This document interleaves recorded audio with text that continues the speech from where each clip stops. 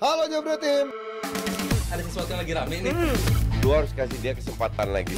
Di atas kertas lo semuanya harusnya menang. Ada bahasan yang paling ditunggu-tunggu. Halo Jibra Tim, selamat hari Rabu dan selamat datang di Dewan Pandit Indonesia. Masih dalam euforia kemenangan Timnas Indonesia atas Arab Saudi, historical banget. Nanti kita bakal bahas, tapi sebelum itu kita bakal beralih dulu ke Amerika Latin nih Mas Panji ya. Yoi, kemarin gue nonton langsung Marcelino mencetak 2 gol ke gawang Arab. Oke. Cek. You're the man. El Studio pindah ke El Stadio. Dan itu pas banget gol pertama gue lagi ngambil gambar yang kita diserang kan, yang Tom Hayeng jatuhin pemain Arab walaupun gak pelanggaran, langsung kok lanjut. Dapat tuh gol pertama. Dapat FYP enggak lah. Tapi sekali lagi kongres ya buat Marcelino yang kemarin mendapatkan menit bermain sejak awal sebagai starter dan menjawab mungkin kritikan-kritikan selama ini yang memang membuat dia katanya semakin terpacu juga kan dia sering bikin posting-posting gitu kan. Mau gimana pun juga dia tetap akan berusaha segala macam dan kemarin dijawab dan kemarin kayaknya juga wangi banget itu, semua bola ngarah ke dia, terus juga gol-golnya ke dia. Tapi sebelum kita ngomongin timnas Indonesia, tahan dulu karena ada juga tim lainnya dari Amerika Latin. Ini ada Lautaro Martinez bersama Argentina yang kemarin menang tipis aja tadi pagi. Dan kita akan bahasnya bersama Mas Haryo, Mas Rizal, dan juga masalah Rizal kan katanya jadi senior, gue dengar. Gue lihat di DPI Muda ya katanya, wah Rizal paling senior, keren Rizal sekarang. Yang ngegendong DPI Muda katanya. Starboy.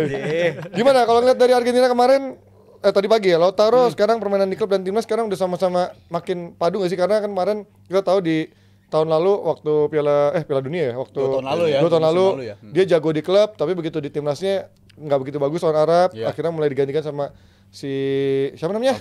Alvarez yang sekarang main di Atletico Madrid gitu kan. Sekarang menurut lo apakah dia sudah bisa menjadi matok satu posisi yang bisa menjadi striker tunggal di Argentina? Gua rasa untuk posisi lini depan Argentina sekarang udah garansi milik si Lautaro Martinez sih ya, karena performa dia bersama timnas tuh udah bagus banget. Bahkan ketika di Copa America yang di bulan Juli lalu ya, itu kan Messi sempat cedera di pertandingan penting. Dan akhirnya dia digantikan, justru perannya Lautaro Martinez bisa nganterin Argentina jadi juara ya waktu itu ya. Jadi gue ngeliat emang peran dia udah makin step up, walaupun masih ada kritikan katanya performa dia di timnas kadang beda sama di klub, tapi gue ngeliat dia di timnas udah semakin influensial banget sih, peran dia tuh benar-benar dibutuhkan banget. Dan nggak heran Argentina sekarang di puncak klasemen tuh udah hampir nggak kekejar lah, sisa beberapa pertandingan lagi, poin juga udah 25 dan peran dia emang begitu krusial. Walaupun Messi sampai sejauh ini gue ngeliat masih jadi pemain paling penting di Argentina ya sampai sejauh ini, tapi gue ngeliat Lautaro Martinez nggak heran kenapa dia finish peringkat 7 di Ballon d'Or Mas, karena performa dia begitu luar biasa. Walaupun gue secara pribadi lebih suka dia versi musim lalu tuh, yang waktu Thuram pertama kali datang, tapi sejauh ini gue ngeliat performa dia makin dewasa dan makin meningkat dan oke juga sih bisa nganterin tim bisa sampai saat ini.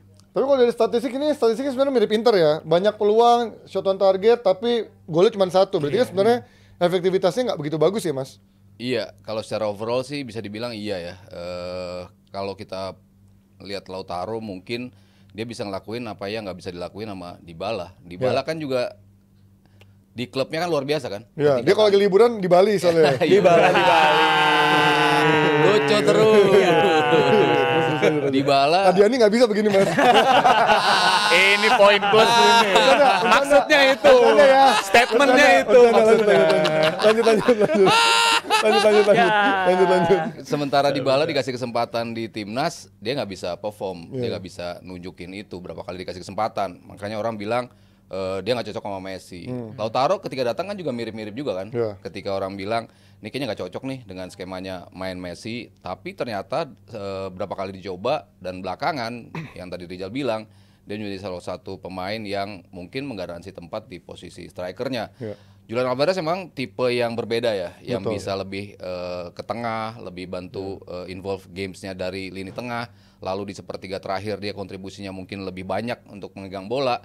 Tapi untuk seorang eksekutor, ya Lautaro memang nggak ada tandingannya sih menurut gue di Argentina sekarang, dan dia buktiin gol yang bisa dibilang sulit ya, umpan Messi bisa disamber dengan volley yang luar biasa, yang akhirnya mematok posisi Argentina di puncak klasemen CONMEBOL sejauh ini. Mungkin role yang menjadi membedakan kali ya Mas. Mungkin untuk bermain bersama Messi, striker tuh juga harus punya role yang bisa menurunkan egonya sedikit, dan juga Alvarez kan memang dia sering membantu ke tengah, juga memberikan peran buat Messi untuk maju ke depan juga kan. Soalnya kan Lautaro mungkin dulu-dulu lebih bener striker, dan sekarang semenjak di Inter juga sama Thuram belajar menjadi pelayan juga, memberikan ruang buat teman-temannya untuk nyetak gol. Sebenarnya itu mungkin yang dibutuhkan ketika mencari striker yang cocok sama Messi nggak sih? Ya dia juga lebih cocok kalau di klub kan kalau dua striker kan. Tipe mainnya kalau ada dua striker, dia memang predator di depan yang bisa langsung mencari ruang di lini terdepan. Sementara kan Argentina bukan tim yang nge-create chance-nya hanya berpaku pada seorang striker yang ada di depan. Mereka lebih involvement dari seluruh pemain, terutama di tengah dan juga tiga pemain di depan. Dan dia ya lo bilang tadi bisa menurunkan ego, nggak terlalu minta bola terus ada di depan, tapi dia coba untuk involve di game. Walaupun yang lebih banyak involvementnya si Alvarez, tapi paling nggak ketika bola sampai ke dia bisa execute bola itu menjadi gol. Yang utama kan itu ketika lo masuk ke kotak penalti, lo bisa nggak ngebuat chance ini menjadi gol. Belakangan ini berjalan sesuai yang diinginkan oleh Martinez. Dan lebih dari sekedar Lautaro-nya Martinez aja, gue ngeliat Scaloni emang udah bikin sistem, udah jalan 2 tahun, sistemnya juga menurut gue sangat-sangat sehat ya bagi Argentina, karena setiap kali main, gue ngerasa identitas mereka tetap terjaga gitu, walaupun Messi ada di atas lapangan, walaupun Messi nggak ada, tetap bisa deliver kemenangan, dan walaupun sebelum pertandingan tadi pagi, sebelumnya kalah ya 2-1, tapi mereka bener-bener secara identitas tuh nggak berubah gitu dari segi permainan, dan gue ngeliat mereka masih jadi kandidat yang kuat banget sampai tahun 2026 mas, karena gue ngeliat tim ini justrunya malah makin terus berkembang, dan gue rasa sih ini tim yang bakal terus bisa ngelakuin sesuatu yang bisa berbuat banyak di tahun 2026 gitu nantinya. Lawan Indonesia deh yuk ya. Udah pernah tahun lalu. Sama Arab kalah. Kita coba lagi nih. Iya kan? Tahun lalu udah. Jangan mulai sombong. Bercanda. Itu bercandaan aja. Kalau lu sebagai fans Inter, Mas Panji ngelihat Lautaro kan 10 gol kontribusi buat Inter di musim ini gimana? Tapi penyakitnya masih sama. Mungkin harusnya bisa cetak 15 gol, bisa cetak 18 gol dari peluang yang didapetin kan. Tapi ya gue nggak bisa expect lagi, karena ya selama ini dia udah paling menjadi tumpuan utama golnya, dan di satu sisi musim ini Thuram juga bisa cukup produktif, bahkan lebih produktif dari dia di awal-awal. Jadi ya mungkin bagusnya adalah ketika dia tahu Thuram bisa produktif, dia juga bisa menurunkan egonya untuk bisa memberikan bola-bola ke Thuram juga. Bukan Thuram menjadi pelayannya dia, tapi bisa bergantian dia menjadi pelayannya juga gitu. Selain ada Lautaro Martinez, ada juga Lionel Messi ya yang semalam ngasih assist ke Lautaro. Ditambah juga kemarin Ronaldo sempat ngasih 2 gol ya. Messinya bagus, Ronaldo juga habis salto-saltoan kemarin kan. Apakah ini akan menjadikan 2 GOAT masih akan bertemu nyata di Piala Dunia gitu kan, setelah dibilang the last dance ketemu juga besok. Sama ada Marcelino besok tahun 2022. Amin. Sombong lagi. Mulai sesumbar. Ya kalau Ronaldo ya selalu kan kita nggak pernah bisa ngilangin dia dari percaturan striker Portugal ya. Orang mau bilang wah ini udah eranya Gonzalo Ramos, enggak juga tuh, enggak nongol juga. Ramos hilang di PSG. Diogo Jota, tapi kan nggak ada yang tipe betul-betul kayak Ronaldo gitu. Ini pemain yang selalu bisa secara konsisten nyumbang gol buat Portugal, tiap kualifikasi top skorernya kok selalu dia. Itu kan suatu bukti bahwa sepengen-pengennya lo ninggalin Ronaldo, tapi ketika dia diberi kesempatan sama pelatih, dia selalu delivered gitu kesempatan itu. Dan gua rasa dengan gaya bermain yang udah nggak eksplosif kayak dulu, ya mungkin salto masih gitu ya, tapi nggak banyak sprint. Itu kan apa yang dilakukan oleh Messi juga kan. Dia udah nggak banyak lagi melakukan sprint, tapi efektif terus permainannya. Ya Messi lebih ke create, sementara Ronaldo lebih ke eksekutor. Dua-duanya masih punya potensi untuk membela negaranya, bahkan sampai ke Piala Dunia 26 menurut gua. Ini 2 pemain masih akan main nih. Karena 2 tahun lagi ya? Tinggal 2, ya nggak nyampe 2 tahun. Malah ya, satu setengah tahun lagi. Ya Ronaldo tinggal menjalankan ritmenya seperti sekarang ini. Instingnya tetap untuk mencetak golnya masih, di klub masih selalu rajin mencetak gol, dan di timnas pun dia bisa melakukan itu. Ya kalau Messi ya kita lihat cara mainnya lah di Inter Miami, di mana kan selalu ya santai aja, bisa kalau dihitung jalan mungkin paling banyak jalan kali di atas lapangan. Tapi kan setelah dia megang bola, itu yang penting, momen-momen itu yang masih bisa dipegang oleh Messi dan masih dibutuhkan oleh Argentina, sehingga dua-duanya gue rasa last dance-nya ya di Piala Dunia 2026 sih. Berarti Gua sepakat sih. bermain di MLS dan juga Liga Arab sebenarnya nggak menurunkan level mereka dong, Jal. Sebenarnya kalau mereka ternyata masih menjadi talismannya atau ikonnya dari masing-masing timnya berarti. Iya, karena bisa dikatakan di performa mereka bersama klubnya walaupun kualitas liganya bisa dibandingin lah sama Eropa jauh banget, tapi dari segi performance dia masih nggak tergantikan di klubnya masing-masing gitu. Kayak kita ngeliat sendiri Lionel Messi bersama Inter Miami, ya standar Inter Miami itu meningkat banget sejak kedatangannya Messi lah. Sekarang bisa bersaing di ajang-ajang yang penting. Bahkan juga di akhir tahun bakal ikutan di FIFA World Cup juga ya, klub World Cup, dan juga bagi Ronaldo di Al Nassr juga masih perannya begitu penting, dan juga kalau gue ngeliat 2026 ini gue yakinin last dance-nya baru di 2026 gitu. Karena dari segi performance mereka berdua masih begitu penting, tapi mungkin yang membedakan adalah Messi sebagai starter masih bisa oke ngelakuin hal itu. Tapi kalau untuk Ronaldo, gue rasa sih emang udah baiknya dia di timnas itu bukan pemain yang digaransi untuk jadi starter lah. Karena beberapa kali gue ngeliat di beberapa bulan terakhir justru dia main lebih bagus ketika dia nggak main full selama 90 menit gitu. At least kalau jadi starter gantinya di menit 60, menit 70 itu dia jauh lebih bisa berkontribusi. Sedangkan kalau dikasih full 90 menit, gue khawatir terjadinya malah kayak Euro 2024 kemarin, dia malah nggak nyetak gol dan nggak bisa berbuat banyak gitu di atas lapangan. Oke, itu dari Argentina ya. Ditambah kemarin kalau tadi kita ngomongin soal Ronaldo, Messi yang sampai sekarang umurnya hampir 40 pun mereka masih perform. Ini ada satu pemain Neymar. Ya. Yang kalau kita ngomongin soal pemain yang satu ini semakin kesini semakin menurun ya performanya. Performanya menurun tapi berat badannya naik. Nurun sih nggak main.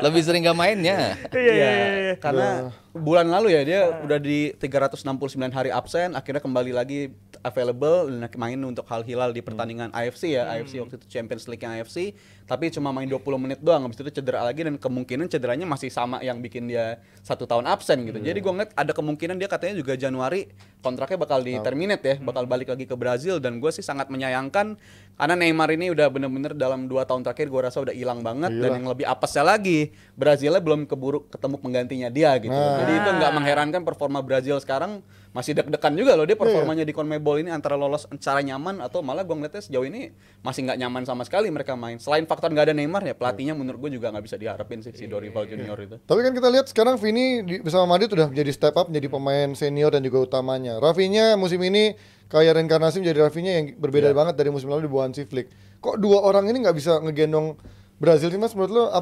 Apakah memang pelatihnya atau memang selain dua orang ini sisanya mediocre semua atau gimana menurut lo?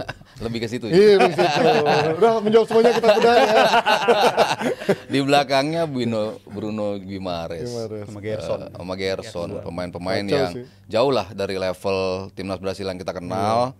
Tapi ya dua pemain ini tetap aja bisa ya menggendong dalam tanda kutip, bukan menggendong sesungguhnya gitu, tapi ketika lo dibutuhkan untuk mencetak gol mereka masih bisa. Iya, 2 pertandingan terakhir dua-duanya imbang ya kalau nggak salah. Brazil sekarang ada di peringkat kelima, tapi harus kita catat CONMEBOL musim ini ke Piala Dunia itu 7 ya, 7 kuota. yang bisa mereka dapatkan. Jadi ya tetap aman, dia ada di posisi peringkat kelima, dan di beberapa pertandingan sebelum 2 kali mereka seri pun udah kelihatan ada spark lah yang ditunjukkan oleh Brazil, terutama dengan yang tadi lu bilang munculnya Rafinha. Rafinha ternyata bisa mentransform apa yang dilakukan di Barcelona, di timnas pun dia bisa secara reguler mencetak gol.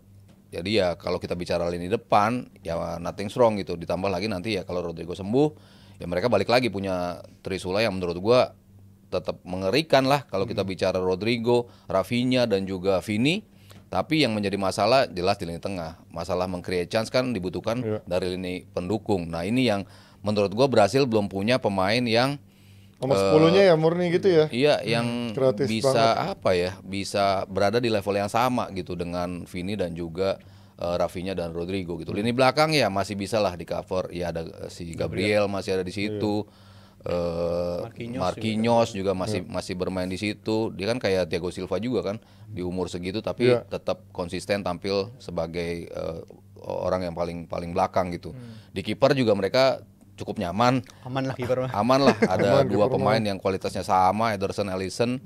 Jadi gue tetap melihat Brasil sebagai tim yang nggak bisa disingkirkan begitu aja gitu loh. Mereka kalau begitu udah lolos ya mereka kan menjadi Brasil yang tetap aja Brasil gitu loh. Yang penting kan mereka lolos dulu. Berapa kali kan mereka juga sempat ada lewat playoff sempat waktu itu lawan Australia kalau nggak salah. Mereka sempat lolosnya setengah mati menuju ke Piala Dunia, tapi di Piala Dunia tetap aja menjadi tim yang mengerikan. Jadi gue merasa Brasil akan tetap menjadi Brasil Yang penting lolos dulu, itu kan yang menjadi ujian pertama mereka. Walaupun gue masih sangat nggak terkesan sih sama Brazil ya, karena terlebih di Copa America pun juga mereka mengecewakan banget kan beberapa bulan lalu. Terus juga legend-legendnya udah mulai speak up, ini gue udah nggak kenal lagi nih Brazil yang sekarang permainan. Dan gue sejak legend-legend itu speak up, gue nggak ngeliat ada perubahan yang signifikan gitu dari para pemain, dari gaya bermain pun juga demikian, dari Dorival Juniornya. Dan gue ngeliat sih pemain-pemain ini salah satunya Vinicius ya, kalau gue bilang pribadi salah satu alasan dia gagal di Ballon d'Or salah satunya performa dia di timnas menurut gua, karena dari timnas sendiri 14 game terakhir cuma 1 gol 1 assist itu menurut gua sangat seret lah untuk standar seorang Vinicius Junior. Jadi gua rasa Brazil jelas perlu evaluasi besar-besaran ya kalau untuk Brazil apabila mereka ingin berbicara lebih lanjut. Dan juga ya kita harus sudah akuin Neymar kayaknya udah gak akan balik lagi ke Brazil. Iyalah, udah lewat masanya. Udah harus terima lah ya bagi Brazil. Dan ya pemain-pemain seperti ini Rafinha dan Vini yang harus step up, dan sejauh ini Vini sama sekali belum bisa ngelakuin itu kalau menurut gua. Ya karena kipernya aja bagus. Ada Ederson, ada Alisson, tapi cadangan ada Bento. Anjir, main di Al Nassr. Sebut namaku 3 kali, Bento. Terus juga main tengahnya tadi Mas Aryo bilang, main kreatifnya nggak ada. Andreas Pereira yang kita tahu dibuang dari MU, mainnya sekarang di Fulham. Terus juga ada Lucas Paqueta yang mainnya juga di level papan tengah mediocre. Jadi memang susah sih ketika punya pilihannya nggak banyak. Iya, lu punya pemain bagus di depan tapi nggak ada yang bisa memberikan sumber kreativitas itu emang minim banget. Dan yang selalu menjadi pertanyaan adalah apakah dengan pemain-pemain bagus di depan itu bisa dimaksimalkan oleh seorang pelatih dari eranya Tete siapa namanya? Tete dulu kan Cice. Kalau Virsi kan ngomongnya Cice. Terus juga sekarang sampai Dorival Junior gitu kan. Seniornya selalu dia capek jadi kasih junior. Nah, selalu dicari lucu terus. Masuk mulu. Dicari pelatih yang katanya bisa memegang dari eranya Ancelotti, akhirnya batal. Sekarang Pep Guardiola dihubung-hubungkan lagi walaupun sekarang udah perpanjang kontrak. Mungkin nggak sih cari pelatih yang memang punya CV bagus yang di luar Brazil, Mas? Pernah nggak sih sejarahnya? Tapi Brazil pakai pelatih non Brazil? Nggak ada kan? Nggak ada. Ya makanya kan kemarin begitu Ancelotti disebut-sebut, pro kontra itu kan cukup pro kontra gitu. Dan ya gue rasa emang untuk bisa memberdayakan squad yang seperti ini, lo butuh pemain atau pelatih yang bisa bisa ngebentuk sebuah tim dengan materi yang ada. Pelatih-pelatih yang teruji di level itu. Ya Ancelotti masuk, Pep Guardiola masuk untuk karakter pelatih yang bisa mengubah gaya bermain dari Brazil, lalu bisa mengangkat para pemainnya untuk tampil lebih step up gamenya. Yaitu lo butuh pelatih-pelatih yang seperti itu. Jadi wajar ketika di Brazil nggak ada pelatih-pelatih yang bisa menawarkan itu, sehingga mereka akhirnya beralih ke negara lain. Inggris udah melakukannya, mengambil Tuchel yang penuh dengan kontroversi juga, mengingat sejarah Jerman di situ. Tapi ya gue rasa Brazil ya harus mencoba juga. Kalau kita melihat materi pelatihnya emang nggak ada yang bisa mengubah itu untuk Brazil. Iya, dan juga kalau bagi Brazil sendiri, kalau dipilih antara Pep Guardiola atau Ancelotti, gue sendiri lebih pilih Ancelotti sih sebenarnya, karena butuh pelatih lebih yang instan bisa ngangkat permainan individu para pemain gitu. Karena kan Ancelotti jagonya itu bikin pemain-pemain itu secara individu levelnya meningkat. Sedangkan kalau Pep Guardiola ada Vini, Rodrigo, Eder Militao juga kan. Eder Militao itu DNA-nya mereka semua tuh. Hendrik panggil lagi Hendrik bisa jadi buat masa depan. Tapi kalau untuk Pep Guardiola, gue rasa sih bakal dikecam sama para legend lah, karena para legend kan pengennya justru pemain-pemain itu kreativitas, skillnya munculin lagi kan, gaya mainnya Brazil banget. Sedangkan kalau lu Pep Guardiola, ya lu udah pasti mainnya robotik lah, lu main pasti secara sistem. Dan itu gua rasa pemain-pemain Brazil yang dimiliki sekarang nggak punya kebebasan dan malah makin nggak keluar. Jadi gua rasa sih mereka harus sabar-sabar nunggu Ancelotti, seandainya masih bisa. Karena gua sampai saat ini masih ngedukung banget kalau seandainya Brazil ngelakuin pendekatan ke Ancelotti, karena gua masih ngeliat dia pelatih yang paling cocok buat nanganin Brazil sekarang nih. Nggak boleh buang-buang waktu karena 2026 nggak terlalu lama lagi, Mas. Jadi gua rasa Ancelotti harus bisa dirayu sama Brazil tentunya. Kalau kayak gini jangan-jangan Brazil akan bisa mendapatkan ancaman dari Indonesia kali ya di 2026. Oke, lanjut Juf. Daripada gue dibully nanti. Ya, kita lihat aja apakah Pep Guardiola bakal menjadi the next pelatih dari Brazil. Dan yang pasti buat Jebret Tim, buat yang pengen ngasih argumennya, ngasih opininya soal timnas Indonesia setelah kemenangan menghadapi Arab Saudi kemarin, bisa banget datang di Pasti Bisa Kopi Pancoran besok di jam 7 malam karena ada komunitas Pandit Indonesia dan bisa jadi dapat kesempatan untuk tampil di DPI Muda. Yes, kita akan kembali lagi sesaat lagi. Halo Jebret Tim. Halo Jebret Tim. Ada sesuatu yang lagi rame nih. Lu harus kasih dia kesempatan lagi. Di atas kertas lo semuanya harusnya menang. Ada bahasan yang paling ditunggu-tunggu.